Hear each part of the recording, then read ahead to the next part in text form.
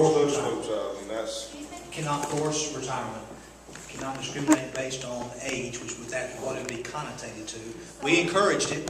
So what will the red program encompass as far as kindergarten teachers? What are you gonna look at?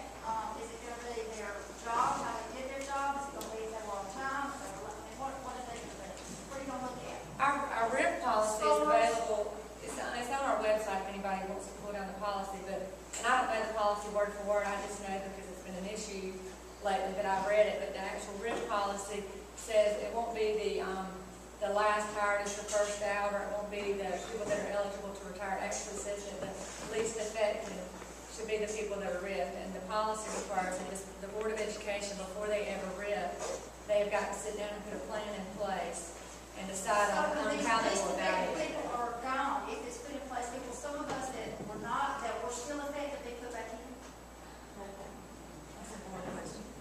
that's a question we don't know. I mean, again, at that point in time, I think we would, in the first RIF policy, let me separate the two. If some folks actually retired, and then you needed, or somebody moved, and you had a vacancy to fill that you had to fill to meet state guidelines, that could bring somebody back.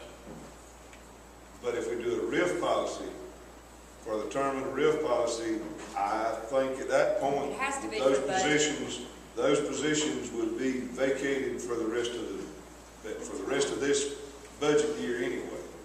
Now, what would happen after that may be a different story, but I think at the very least, if we enact the RIF policy, I don't think we can take somebody out and turn around and put somebody back. And the whole deal is, the only way we've got to cut is to take some salaries out, and I don't think they could be replaced. Now, again, if there is a person that retires or moves or transfers for whatever reason, and it's a position that's required, there could be somebody rehired for that. But that's the only thing I see at this point in time. Is that basically adequate? Correct? Let me ask one question about the RIF plan. Where did this plan originate? Is it the State Board of Education, or is it just one made here in Emanuel County at the central office? Or what? How do you base what plan you're using in making these reductions in personnel? The reduction in force policy is a policy that has been approved by the board. It is a policy that basically was drafted and approved from, in other words, from the state GSBA and Board of Education, State Board of Education. I mean, it's following the model they've got that has been adapted somewhat for Emanuel County, and it's been approved by the Board of Education. But it is a policy on file, like any of our other policies concerning student discipline or transportation or whatever. Do you have the same RIF plan in Emanuel County Board of Education office that is the same as the state RIF plan? The plans between counties. All made changes to the state plan. Well, the counties have some differences. I mean, Cantor County may have a slightly different RIF policy than we do. They may have something different. Bullock County we looked at about, I think when we did it, we looked at about 5 surrounding counties, and it's adapted for the county.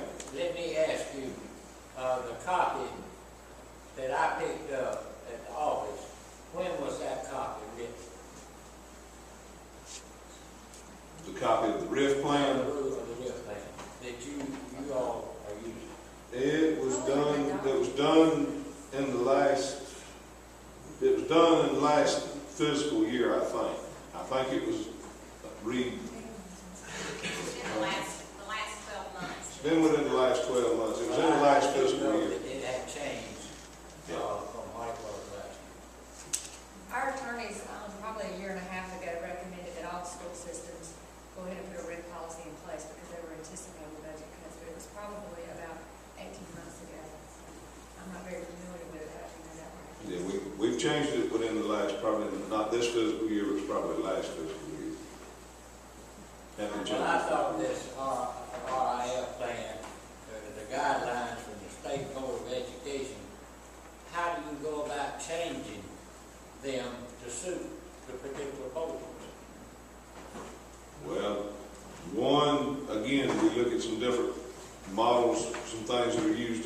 counties. We use it in guidelines, and we use some, and we also have an attorney to look at it and go over it at the same time. I might add, the RIF policy applies to certified employees. It is not a policy For for classified support personnel. It is a certified policy. It's for contractual personnel. And then it's certified, what y'all using by the vote. Well, it's the folks that are teachers that have a signed contract. That's what it applies to, those that have A professional teaching certificate is who it applies to. It does not apply to what is generically termed as at-will employees, only professional certificated employees. I have one more question, Russ. Has the board considered closing the school in Adrian? That's not been discussed in the near past. No, it's not been discussed recently.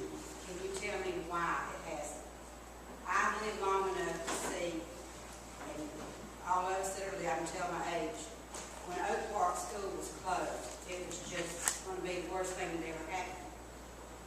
And those students that were integrated into our high school, after being there a year, would tell you that it was the best thing that ever happened to them.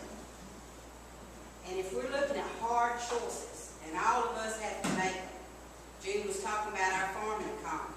I had some numbers run today where the farming economy in this county pays $2 million in taxes every year. And we have to tighten up. You know, Charles is fixing a combine that he's had for 15 years because we can't afford to buy another one. But those are some of the hard choices that I think all of y'all should need to be looking into to save some tax dollars. You know, and Lord only knows, I know I've got a lot of friends that live in Adrian, and my daughter lives at that end of the county, and she teaches. And she could one day want to teach closer to home instead of driving to the high school. But these are the kind of things that I think all of us are trying to get across to, that think outside of the box.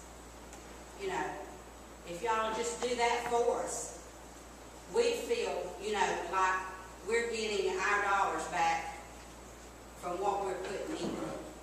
And I'll say this, sometimes we talk about some things, sometimes you mention some things that we hadn't talked about, but we do try to think about some things, and we've talked about a lot of things, but there's, you know, again, there's a lot of tough decisions to be made. You're very correct. This seat's not near as much fun to sit in today as it has been in the past. I can promise you that.